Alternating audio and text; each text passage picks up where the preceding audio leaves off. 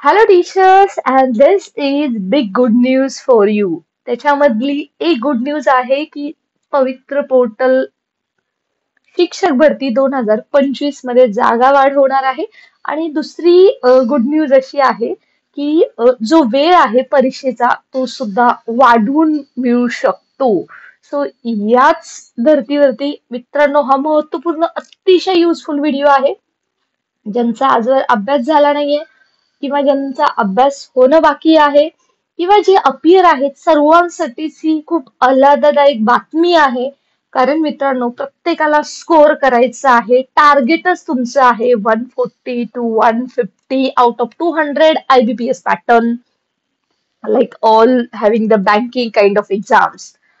So मित्रांनो या व्हिडिओमध्ये आपण जाणून घेणार आहोत की अशा कोणत्या दोन महत्वाच्या गोष्टी प्रस्तावित आहेत आणि त्या झाल्या की मात्र जागा तर पोर्टलवरती वाढतील आणि त्याचबरोबर अर्थात वेळ सुद्धा मिळू शकतो.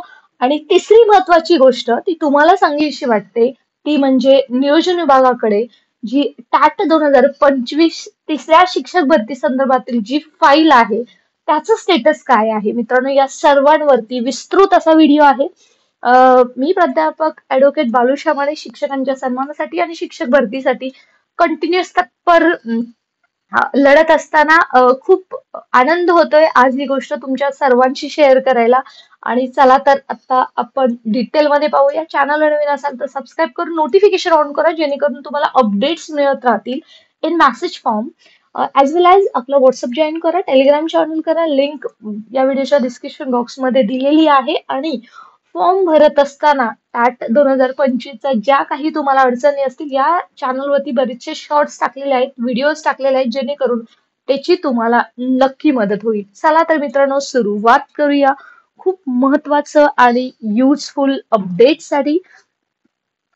मित्रांनो आता याच्यामध्ये तीन गोष्टी आहेत. एक आहे ती म्हणजे संच मान्यता, दुसरी आहे ती म्हणजे जी काही पोर्टलवरती फॉर्म भरण्यासाठी वेळ वाढ मिळालेली आहे त्याच्यामुळं अर्थातच पोर्टलवरची जी टाट 2025 जी 22 मे पासून सुरू होणार होती ती पुढे कशी काही जाऊ शकते आणि त्याचबरोबर किंवा काही प्रोबॅबिलिटी आहे. आणि सर्वात महत्वाचं 100% शिक्षक भरतीबाबत सध्या मंत्रालयात काय हालचाली आहेत या सर्वांवरतीच आपण वन बाय वन बोलूयात. व्हिडिओ थोडा मोठा होऊ शकतो परंतु तुम्हाला ऑथेंटिक इन्फॉर्मेशन मिळेलच या अपेक्षेसह. Stay connected. 15 मार्च 2024चा जो संच मान्यतेचा जाचक निर्णय आहे तो जे फॉर्मर शिक्षण मंत्री होते केसरकर यांनी तो आम्ही रद्द करू असं आश्वासन दिलं होतं. परंतु सध्याचे शिक्षण मंत्री भुसे साहेब आलेले आहेत त्याच्यावरती ठोस निर्णय घेऊ शकले नाहीत. त्याच्यामध्ये काही सुधारित बदल करण्यात आले परंतु काही झाले नाहीत. त्याच्यामुळे प्रत्येक जिल्ह्यावरती जवळपास 2000, 3000, 4000 असे शिक्षक अतिरिक्त झालेले आहेत. आणि जो RT ऍक्ट 2009 आहे त्यानुसार एक बालकाचा शिक्षणाचा जो मूलभूत अधिकार आहे तो सुद्धा हिरावून घेत आहे. तो म्हणजे 15 मार्च 2024चा जी आर. कारण 20% पेक्षा जर पटसंख्या असेल तर तिथं शिक्षकच दिला जाणार नाही अशा बऱ्याच त्याच्यामध्ये जाचक अटी आहेत. त्याच संदर्भात मुंबई हायकोर्टमध्ये दोन पिटिशन टाकण्यात आल्या होत्या ऍडव्होकेट बालाजी जाधव यांच्याच मदतीने. आणि आपण आता पाहतोय की त्या पिटिशनचा हे तुम्ही ड्राफ्ट पाहत आहात. हा ड्राफ्ट तुम्हाला टेलिग्राम चॅनल वरती सुद्धा मिळेल, तो तुम्ही पाहू शकता. सो याच्यामध्ये क्लिअरली मेन्शन केलेलं आहे की सध्याची जी संच मान्यतेची स्थिती आहे ती ऍज इट इज ठेवा. कोणत्याही शिक्षकांना सध्या तरी अतिरिक्त करू नका. मित्रांनो ही खूप महत्वाची गुड न्यूज तिसऱ्या टेटसाठी यासाठी आहे. कारण जर या शिक्षकांना जर अतिरिक्त केलं नाही तर मात्र जी पदं आहेत ती 2025 मध्ये 100% भरली जातील. त्यामुळे वादच नाहीये की ही चुकीचा निर्णय आहे. संच मान्यतेचे जे निकष आहेत ते चुकीचे आहेत आणि कोर्ट यानुसार सध्या तर स्टे देण्यात आलेला आहे आणि यानुसार जून महिन्यामध्ये याच्यावरती सुनावणी होईल. मित्रांनो जे कोर्ट सुरू होत आहे ते जूनच्या पहिल्या वीक मध्ये सुरू होत आहे आणि त्यावेळेसच याच्यावरती पूर्णतः प्रोसेस सुरू झालेली आपणाला दिसत आहे. तोपर्यंत हे सर्व जे भानगडी आहेत संच मान्यतेच्या अतिरिक्त शिक्षक करणं समायोजन करणं त्या सर्व स्टॉप करून ठेवण्यात आलेले आहे.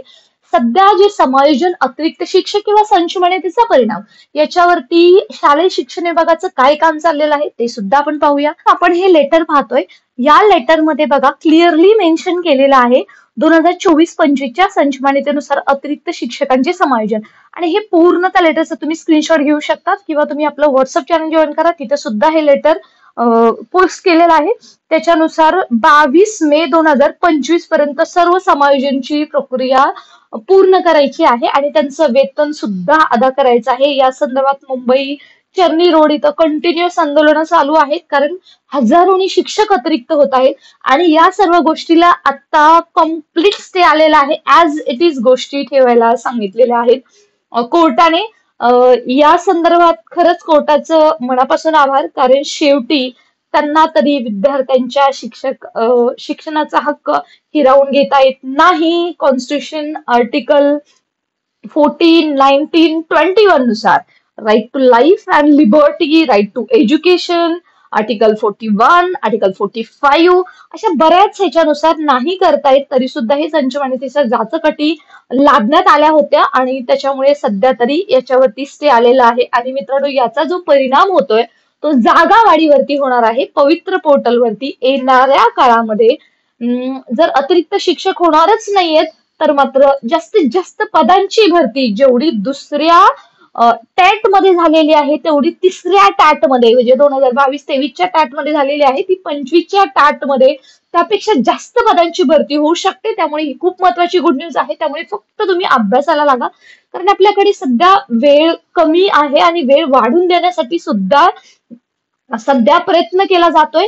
अपियरची मुलं आहेत त्यांना सुद्धा वेळ वाढून देणं ही जरी ऑथेंटिक गोष्ट असते. फॉर्म भरण्यासाठी वेळ दिलेला आहे IBPSच्या वेबसाईट वरती. या व्हिडिओच्या डिस्क्रिप्शन बॉक्समध्ये वेबसाईट सुद्धा दिलेली आहे. कसा फॉर्म भरायचा, कोणत्या इश्यू येतात त्याच्यावरती तुम्हाला चॅनलवरती माहिती मिळत जाईल.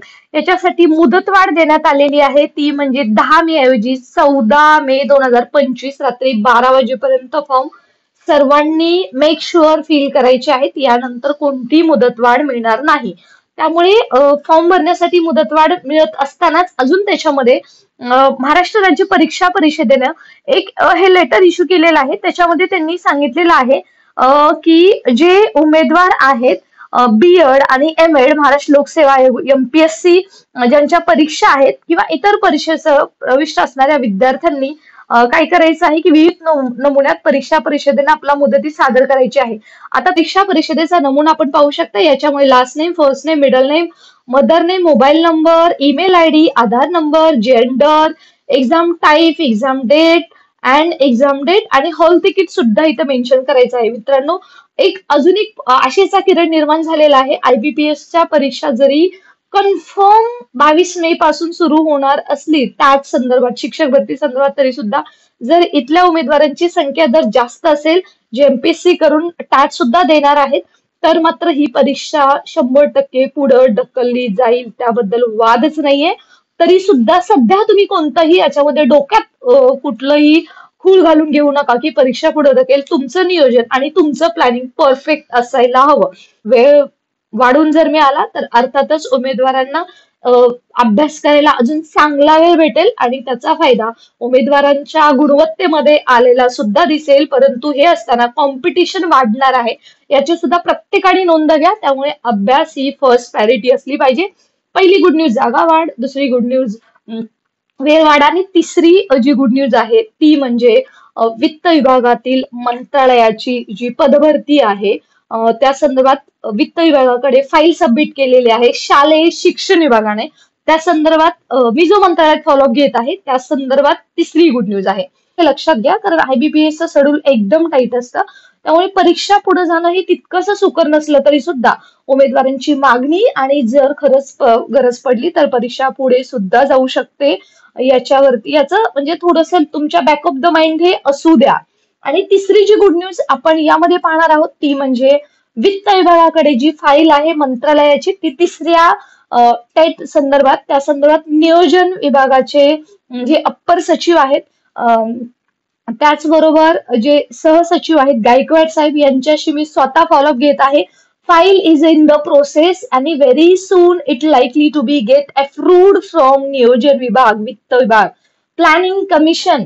हे लक्षात घ्या. त्यामुळे तुम्ही प्लॅनिंग डिव्हिजन सॉरी, त्यामुळे तुम्ही सध्या जागा किती येतील, माझ्या विषयाला जागा किती येतील, पुढं काही वेळेला कोणताही न विचार करता फक्त 100% अभ्यासाला लागा. IBPS पॅटर्न नुसार तुम्ही गेल्या वेळेची जे प्रश्नपत्रिका होत्या त्याचं थोडंसं रिव्ह्यू करा. युट्यूब चॅनलवरती तुम्हाला बऱ्याच भेटतील. वेगवेगळे युट्यूब चॅनल सुद्धा तुम्ही फॉलो करू शकता. त्याचबरोबर एखादं चांगलं पब्लिकेशनचं बुक असेल तर ते सुद्धा घेऊ शकता. तुम्ही जर क्लास अजून लावला नसेल, तुम्हाला असं वाटत असेल की क्लासने तुमचं रिव्हिजन चांगलं होईल, ते तुम्ही पहा. परंतु क्लासच्या बाबतीमध्ये मी श्युरिटी देत नाही, कारण तिथे आहे की जे मानसशास्त्र आहे त्याच्यावरती जास्त भर दिला जातो, which is not going to be a big issue in this TAT 2025, जसं 2022 सुद्धा नव्हते.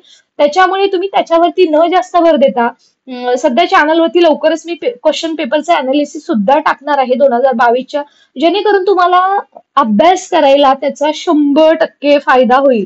सो मित्रांनो, अशाच महत्वपूर्ण युजफुल माहितीसाठी तुम्ही सध्या हे फक्त फक्त आणि फक्त अभ्यासावरती फोकस करा. काहीही करा पण अभ्यासच करा, कारण परिश्रमाला पर्याय नाहीये आणि प्रयत्नार्थी परमेश्वर नक्की यश भेटेल. टार्गेट तुमचं 150 प्लसच असलं पाहिजे. याच अपेक्षेसह स्टे कनेक्टेड. आणि जर नसेल तर तुम्ही ड्रॉबॅक्स पाहून घ्या की तुमचं कशामुळे 150 होऊ शकतं, तुम्हाला काय करायला हवं. सो तुम्ही त्या पद्धतीच्या मेथड्स इम्प्लिमेंट करा, त्या पद्धतीचे तुम्ही व्हिडिओज पहा, त्या पद्धतीचे तुम्ही एक्सरसाइज सॉल्व्ह करा, जेणेकरून तुम्ही चांगला स्कोर नक्कीच पाडाल. अजून याबद्दलची जे काही अपडेट्स असतील ते चॅनलवरती नक्की मिळतील. जय हिंद, स्टे कनेक्टेड.